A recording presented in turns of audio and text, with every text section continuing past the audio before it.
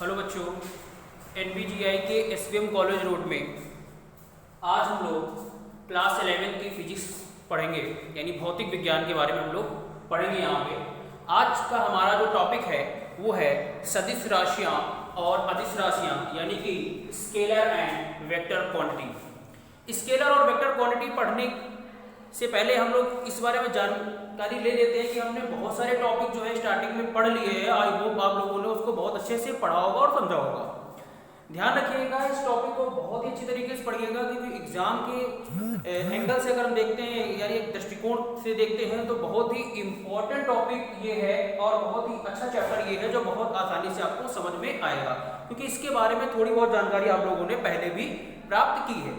तो यहाँ पे अगर हम बात करते हैं सदिश और अदिश राशियों को पढ़ने के लिए, तो इसके पहले हमने आपको पढ़ाया है कि भौतिक राशियां क्या होती हैं और भौतिक राशियों का विश्लेषण भी हमने आपको बताया है कि भौतिक राशियों को हमने अलग अलग आधार, मेरी जो राशियां जैसे बहुत सारी राशियां होती हैं, दूरी, वेग, समय, संवेग, ताप, ज्योति तीव्रता, बहुत सारी ऐसी चीजें होती हैं। सारी राशियां हमारी भौतिक राशियां कहलाती हैं और उनको अलग अलग आधार पे हम उनको डिवाइड करते हैं। जैसे हम लोगों ने स्टार्टिंग के जो चैप्टर थे उसमें हम लोगों ने मात्रक मापन में पढ़ा था कि उनको हमने जो है फंडामेंटल क्वांटिटी और डिराइव्ड क्वांटिटी के रूप में हमने उनको डिवाइड किया था।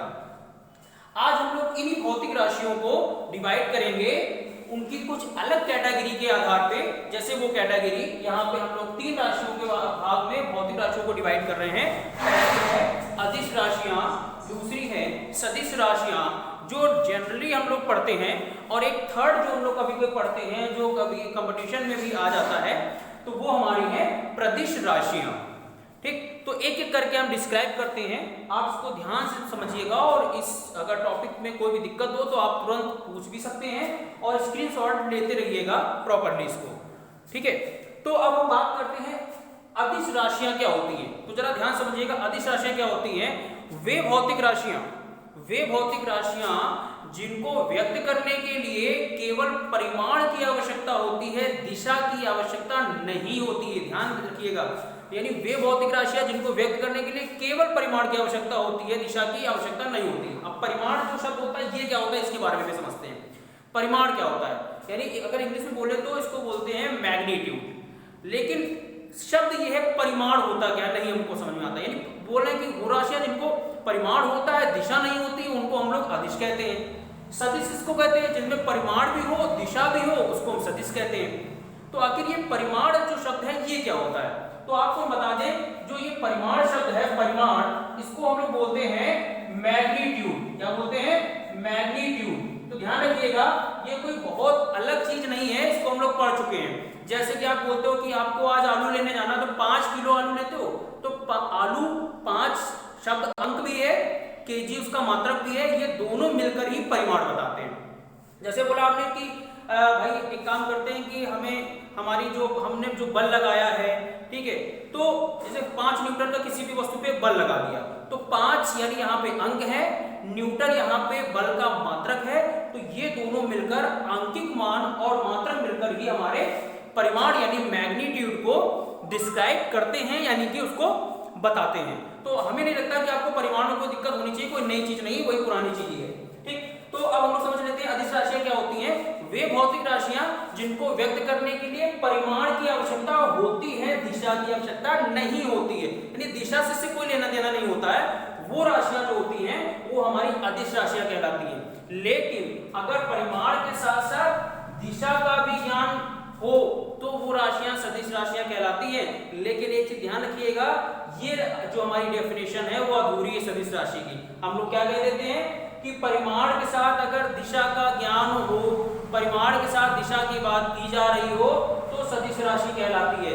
ऐसा नहीं है, ऐसा बिल्कुल भी नहीं है, क्योंकि फिर एक हमारे पास और राशि आती है जिसको बोलते हैं प्रदिश राशि, यानी टेंसर क्वांटिटी कहलाती है। तो वो क्या होती है, तो ध्यान रखिएगा, सदिश राशि में एक शब्द जरूर जोड़ दीजिएगा जो बहुत कंपलसरी है कि वे राशियां जिनमें परिमाण के साथ दिशा की भी बात की जाती है, साथ ही साथ वो सदिशों के योग के नियम को फॉलो करता है। आखिर ये शब्द क्यों जोड़ते हैं, सदिश योग के नियम को फॉलो क्यों करता है, यानी वेक्टर एडिशन लॉ को क्यों फॉलो करना चाहिए, तभी वो सदिश राशि होगी। अगर परिमाण है दिशा है लेकिन वेक्टर एडिशन के नियम को फॉलो नहीं करता है तो फिर वो सदिश राशि नहीं कहलाएगी, फिर वो क्या कहलाएगी, प्रदिश राशि कहलाएगी। आपको पढ़ना नहीं है लेकिन कभी कभी एग्जाम में पूछ देते हैं, इसका एग्जाम्पल हमारे पास रखा हुआ है नॉर्मली। तो अभी तो पहले अदिश की बात करते हैं, फिर उसके बाद सदिश और प्रदिश के बारे में हम लोग अच्छे से जानकारी लेंगे।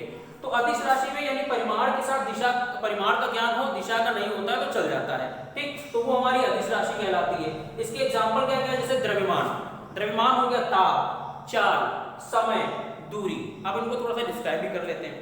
अब हमने बोल दिया कि ताप, अच्छा एक चीज बताओ, ताप का परिमाण होता है भाई इतने डिग्री सेल्सियस ताप है। अब तुमने बोल दिया कि नीचे बैठे हो तो बोले कि काम करते हैं कि अगर आप हमारे लेफ्ट साइड चले जाते हैं तो फिर वहां ताप कम हो जाएगा, ऐसा होता है क्या? छत पे चले गए ताप कम हो गया, ऐसा होता है क्या? तो ताप जो है वो दिशा के ऊपर निर्भर करता ही नहीं है, वो केवल परिमाण के ऊपर निर्भर करता है, तो यानी दिशा के ऊपर निर्भर नहीं करता, इसीलिए वो अदिश राशि है। चाल डिपेंड नहीं करती, समय डिपेंड नहीं करता, मतलब तुम छत पे हो तो 12 बजे हैं और नीचे आ जाओगे तो 12:30 बज जाएंगे क्या? ऐसा नहीं है ना। तो फिर ये क्या हो गया, ये जो है केवल परिमाण के ऊपर डिपेंड करते हैं, दिशा के ऊपर डिपेंड नहीं करते हैं, इसीलिए जो है ये हमारी अदिश राशि है। अब तुमको ये सारी चीजें बहुत बड़ी लग रही है, छोटी सी समझ लो। दूरी पढ़ी है, कक्षा 9 में दूरी पढ़ी। दूरी में क्या कहते थे, बोले कि हम ऐसे गए जिग-जैग, ऐसे गए 4 metre, 2 metre, 4 metre, 8 metre, 12 metre, सबको जोड़ते थे ना, सबको जोड़ के दूरी निकालते।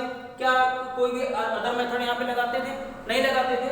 तो यानी कि दिशा के ऊपर निर्भर ही नहीं करा, तुम किधर भी जाओ वो कैलकुलेशन करेंगे। तो ये परिमाण के ऊपर निर्भर करता, दिशा के ऊपर निर्भर ही नहीं कर रहा है, तो ये दूरी भी आपकी कौन सी हो गई, अदिश राशि हो गई। अच्छा सदिश में क्या होता है, विस्थापन हम लोग लिखते थे, सदिश राशि होती। जरा अब उसको यहाँ पे समझते हैं क्यों सदिश बोलते थे। जैसे हमने बोल दिया कि भाई यहाँ पे 4 मीटर गए, यहाँ पे 5 मीटर गए, ये 4 मीटर गए, यहाँ पे हम 5 मीटर गए। तो अभी हम लोग क्या बोलते थे कि भाई यहाँ 4 गए या 5 गए, 5 मीटर चले गए, तो दूरी हमारी टोटल 9 मीटर होती थी ना, क्योंकि ये जिस दिशा में जा रहे हो मतलब उससे दिशा कोई लेना देना नहीं कि कौन सी दिशा लेनी। लेकिन विस्थापन में ऐसा नहीं होता था। विस्थापन क्या कहता है कि प्रारंभिक बिंदु और अंतिम बिंदु के बीच की जो न्यूनतम दूरी होती है वही हमारा विस्थापन कहलाती है।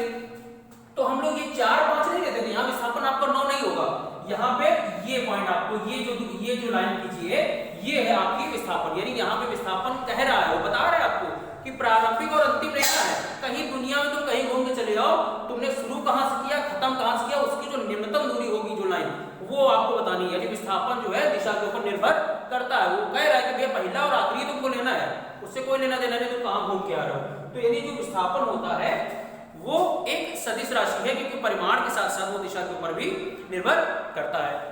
तो इसी तरीके से वेग भी हो गया, त्वरण हो गया, बल हो गया, संवेग हो गया, ठीक है, तो ये भी जो है दिशा के ऊपर निर्भर करते हैं। आप बोलोगे सर बल कैसे हो गया, तो बल बेटा होता है, जैसे कि हमने आपको ये चीज भी आप लोगों ने 9th में पढ़ी होगी कि जैसे हमने क्या किया बता रहे हैं, ऐसा नहीं कि 9th में पढ़े तो यहाँ नहीं पढ़ेंगे, ठीक है। तो हमने किसी भी बॉडी के ऊपर पुश किया, इस तरीके से बल लगा दिया हमने, तो जब हमने उसके ऊपर इस तरीके से बल लगाया तो क्या हो गया कि वो बॉडी आगे की ओर गई। अब 2 लोग झगड़ा कर रहे हैं, हम लोग 2 लोग लड़ रहे हैं, ठीक, तो हमने उसके ऊपर बल लगा रहे, वो मेरे ऊपर बल लगा रहा है। जो ज्यादा ताकतवर होगा, अब मानो हमने 8 न्यूटन का बल लगाया, उसने मेरे ऊपर 6 न्यूटन का बल लगाया, तो इसका मतलब मेरा 2 न्यूटन का बल ज्यादा है, तो हम उसको उस दिशा में स्थापित करेंगे। ऐसा होगा कि नहीं होगा, लॉजिक है कि नहीं। अगर उसके बाद 10 न्यूटन का बल है, मेरे पास 4 न्यूटन का बल है, तो उसका बल ज्यादा है, मेरा बल कम है, तो वो मुझे पीछे को धक्का देगा, तो दिशा बदल लेगी ना। तो यानी ये चीज जो है बल जो है दिशा, बल के ऊपर दिशा, दोनों एक दूसरे के ऊपर क्या है, डिपेंडेंट है, ठीक। तो बल भी हमारी कौन सी राशि है, सदिश राशि है। अब बात करते हैं कि ये प्रदिश वाला कॉन्सेप्ट कहां से आ गया। बेटा ध्यान रखिएगा, जब भी कभी वैद्युत धारा की बात करते हैं तो नॉर्मली अगर वहां प्रदिश नहीं लिखा है तो हम सदिश के ऊपर टिक कर देते हैं कि भाई वैद्युत धारा हमारी सदिश राशि है, हम लोग पढ़ते चले आ रहे हैं। लेकिन रियलिटी में अगर बात करते हैं तो ये प्रदिश राशि बोली जाती है। यानी अगर किसी भी कंपटीशन एग्जाम में आ जाता है वैद्युत धारा सदिश राशि, अदिश राशि, अगर वहां प्रदिश नहीं है तो फिर आप सदिश में टिक कर देंगे, अगर प्रदिश होगा वहां पे तो फिर आप प्रदिश में टिक करेंगे। क्यों, इसका नियम, इसको जरा समझ लेते हैं यहाँ पे, तो जरा ध्यान से इसको, इस बात समझिएगा, इसको स्क्रीनशॉट ले लीजिएगा, ठीक है। उसके बाद जरा ध्यान से इसको हम समझते हैं यहाँ पे प्रदिश का कॉन्सेप्ट। तो सदिश और अदिश राशियों में अंतर क्या होगा, इसके बारे में थोड़ा सा ध्यान दे देंगे, भी बताएंगे क्या होगा। तो प्रदिश में क्या होता है, जैसे एक चीज समझिए, आपका ये तार गया, ये इस तार में 5 न्यूटन की 5 एम्पियर की धारा यहाँ पे प्रवाहित हो रही है, क्योंकि वैद्युत धारा का मात्रा एम्पियर होता है। हमने यहाँ पे क्या कर दिया, 2 लाइन दे दी ना, कितनी लाइन दे दी, 2 लाइन दे दी। तो अगर इस वाली लाइन में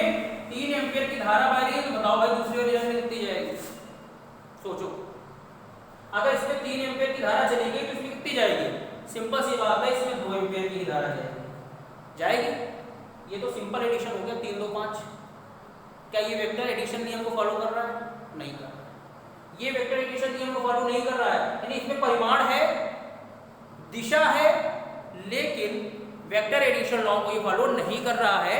इसीलिए हम लोग वैद्युत धारा को प्रदिश राशि कहते हैं, लेकिन नॉर्मली हम लोग जनरली इसको चीज को आगे पढ़ते हैं, तो इसीलिए इसको हम लोग यहाँ पे सदिश राशि ही बोल देते हैं। तो ध्यान रखिएगा कि यही तरीका होता है। अगर सपोज दैट तीसरी लाइन कर देते हैं, यहाँ पे तीसरा बार देते हैं, यहाँ 3 एम्पियर जा रहा है और यहाँ पे 1 एम्पियर जा रहा है, तो सिंपल सी बात है यहाँ पे कितना जाएगा, 1 एम्पियर की धारा जाएगी। सिंपल एडिशन मेथड को ये फॉलो करता है। तो ये कौन सी राशि हो जाएगी? हमारी प्रदिश राशि के बारे में हम लोग इसकी बात करते हैं, तो इस चीज को ध्यान रखिएगा। अब बात यह कि सदिश राशि को कैसे प्रेजेंट करते हैं। सपोज दैट हमने कोई पद ले लिया ए, ये हमारी कोई राशि है, भौतिक राशि है, सिंपल ए लिखा है तो उसको हम अदिश बोलते हैं। लेकिन अगर इसके ऊपर हम ये तीर एरो लगा देते हैं तो यही राशि हमारी क्या कहलाएगी? ये हमारी सदिश राशि यानी वेक्टर क्वांटिटी कहलाती है। ये एरो का मतलब क्या होता है? इसमें एरो का इस वाले पार्ट को हम लोग क्या बोलते हैं? हेड। क्या बोलते हैं? हेड। और ये पीछे वाले भाग को क्या बोलते हैं? टेल। क्या बोलते हैं? टेल यानी पूंछ। तो आगे वाला भाग जो हेड होता है किसको प्रेजेंट करता है? आगे वाला भाग जो होता है वो परिमाण को बताता है। किसको बताता है? परिमाण को। और पीछे वाला भाग किसको बताता है? दिशा को बताता है। किसको बताता है? दिशा को। इसीलिए जो आपका वेक्टर होता है ये सिंबल होता है वेक्टर क्वांटिटी का, यानी सदिश राशियों का सिंबल होता है। तो आज हम लोगों ने ये पढ़ा था सदिश और अदिश राशियों और अदिश राशियों के बारे में हम लोगों ने पढ़ा है। अब आगे के वीडियो में हम लोग क्या पढ़ेंगे कि ये जो सदिश राशियां और अदिश राशियां हैं इनका एडिशन मेथड, सब्ट्रैक्शन मेथड पढ़ेंगे और सदिश राशियों के कुछ पार्ट पढ़ेंगे।